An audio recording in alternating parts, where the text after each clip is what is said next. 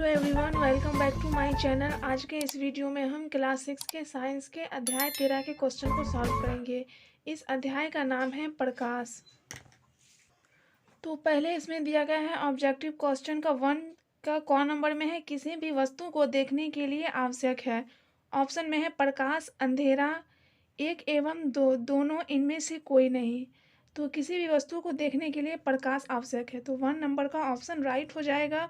ख में है प्रकाश गमन करता है। ऑप्शन में सीधी रेखा में, टेढ़ी रेखा में, उल्टी रेखा में, उपयुक्त सभी। तो प्रकाश जो गमन करता है वो सीधी रेखा में। ग में है प्रकाश स्रोत से पहला दर्पण पर पड़ने वाली किरण कहलाती है। ऑप्शन में है परावर्तित किरण, आपतित किरण, सीधी रेखा, उल्टी रेखा।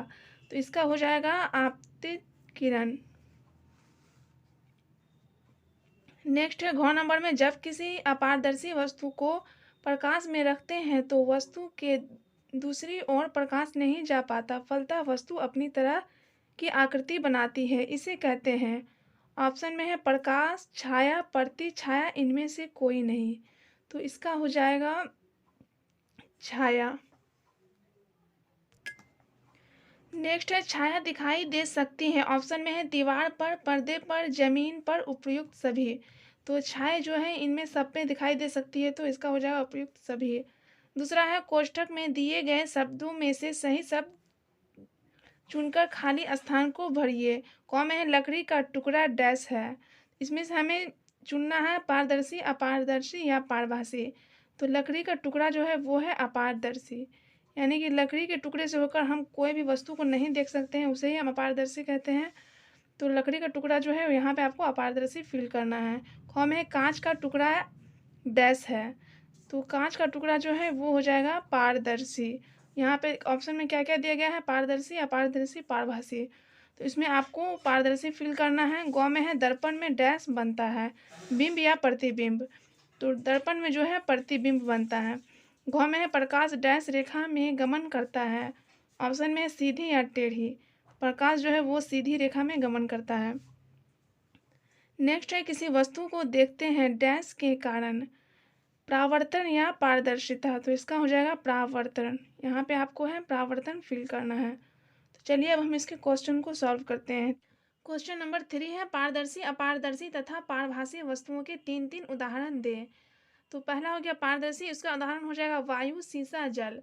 पारदर्शी वस्तु किसे कहते हैं, यानी जिनसे होकर प्रकाश आसानी से आर पार हो जाए उसे हम कहते हैं पारदर्शी, जैसे वायु से, शीशा से, जल से। अपारदर्शी मतलब जिनसे प्रकाश आर पार ना दिखाई दे, जैसे कि लकड़ी हो गया तो हमें क्या उनसे आर पार नहीं दिखाई देता है।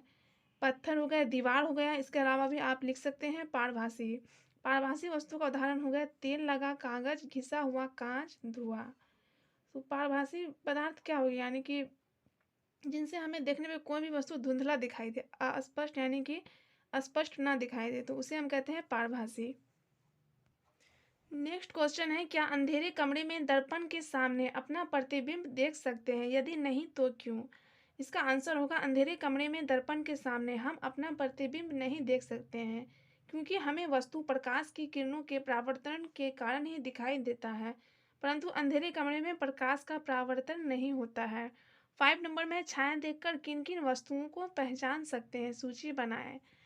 तो इसका आंसर हो जाएगा जानवर, पेड़, घर, मानव, पक्षी, लालटेन, ईंट, अलमारी आदि। आप इसमें और भी कुछ जोड़ सकते हैं, यानी कि छाया देख के हम उन वस्तुओं की पहचान कर सकते हैं, कि जैसे अगर जानवर का छाया देखेंगे हम समझ जाएंगे वो जानवर है। नेक्स्ट क्वेश्चन है कैसे बताएंगे कि प्रकाश सीधी रेखा में चलता है, अपने साथियों के बीच प्रयोग करके दिखाएं। इसका आंसर होगा सबसे पहले एक पिन होल कैमरा बनाएंगे। तो यहाँ पे आपको दिखाया गया है, यानी कि क्रियाकलाप में आप देख सकते हैं इस चित्र में पिन होल कैमरा, यानी किस टाइप से बनाया गया है उसी टाइप से आपको बनाना है।